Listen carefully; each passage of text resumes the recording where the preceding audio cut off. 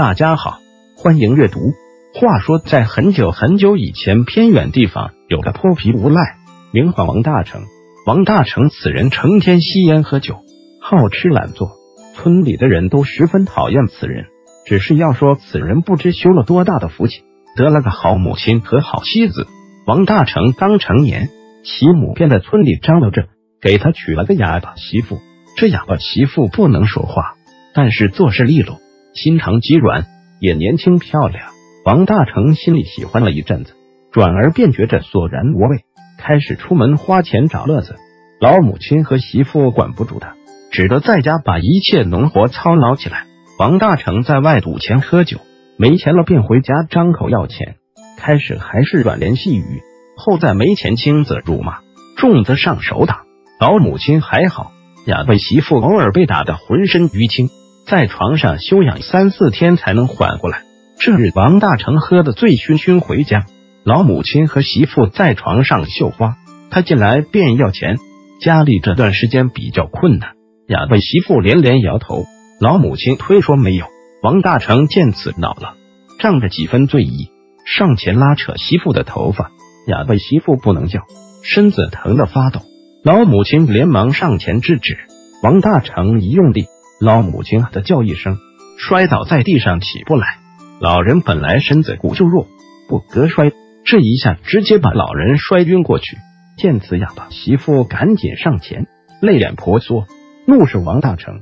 王大成心里也有些发怵，奈何仗着酒意，连老母亲都不认，又抓着媳妇头发狠狠磕在地上，骂骂咧咧，看什么看？没钱是吧？没钱就给我去死！终于哑巴媳妇支撑不住，噎到头晕了过去。王大成这才感觉心里慌乱，看地上两人一副半死不活的样子，东翻西翻找出家里的钱，去棺材铺订了2具棺材，晚上把两人胡乱扔进去。第二天，王大成便叫了村里送葬队，说是老母亲和媳妇昨晚不小心摔死了，要把棺材抬进村里坟地去。送葬队第一次见这么着急的要把棺材埋了的人，且一事都没办，心里纳闷。正好队中有一人是村里的人，质疑道：伯母和你家媳妇怎么会突然被摔死？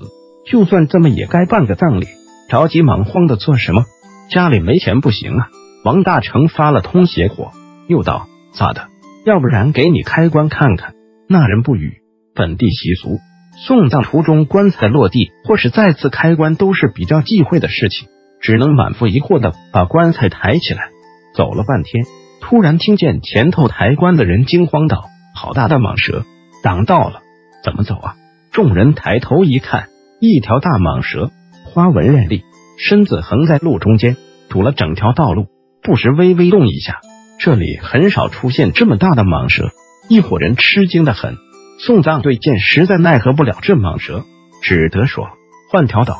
送葬队小心的转头走另一条道，此路难走，道路不平，走起来不稳当，为了确保万无一失，只能慢慢的走。一段时间后，大伙都累了不轻快，马上就要到坟地时，打头的人又惊呼：又是那条蟒蛇，怎么又把道路给挡死了？这怎么走啊？身边人议论纷纷，都说抬了这么多年棺材，还是第一回出现这种情况。见此，村里送葬队的那人开口说：我曾听伯母说过，以前家里出现过一窝小蛇，被他喂了一段时间放回山林了。我不信蟒蛇恩将仇报，拦着伯母不让他安息，肯定是你做了什么大逆不道的事。王大成浑身颤抖，转身就跑，那人连忙上前追，被王大成逃脱了。那边抬棺之人忽然听见棺材中传来敲击声，吓了一跳，犹豫半天，又听见里面传来微弱的叫唤声，连忙落棺，打开一看，棺内老人呼呼大喘气，差点就要命丧棺内。众人惊讶之余，连忙把另一具棺材打开，里面的哑巴媳妇满身鲜血，鼻息只留一口气。众人怒骂王大成真是狼心狗肺之人，又手忙脚乱的把两人送去见医生。